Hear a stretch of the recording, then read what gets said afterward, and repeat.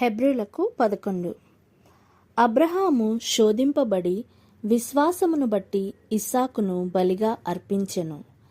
ఎవడు ఆ వాగ్దానములు సంతోషముతో అంగీకరించెనో, ఇస్సాకు వలననైనది నీ సంతానమనబడును అని ఎవనితో చెప్పబడెనో, ఆ అబ్రహాము మృతులను సహితము లేపుటకు దేవుడు శక్తిమంతుడని ఎంచినవాడై తన ఏక కుమారుని అర్పించి ఉపమాన రూపముగా అతనిని మృతులలో నుండి మరలా పొందెను.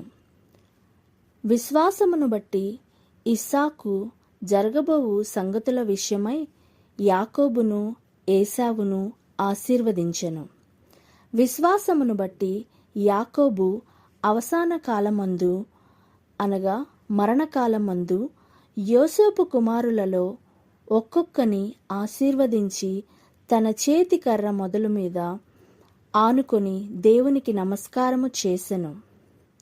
యోసేపు తనకు అవసాన కాలము సమీపించినప్పుడు విశ్వాసమును బట్టి ఇశ్రాయేలు కుమారుల నిర్గమమును గూర్చి ప్రశంసించి తన శల్యములను గూర్చి వారికి ఆజ్ఞాపించెను.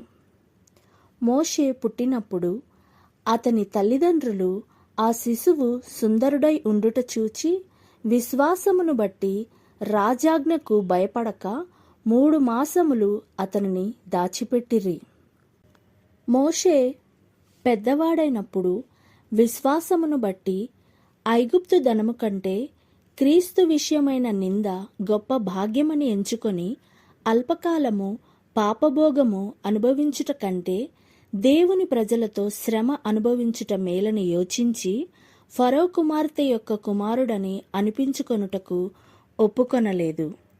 ఏలయనగా అతడు ప్రతిఫలముగా కలుగబోవు బహుమానమందు దృష్టి ఉంచెను.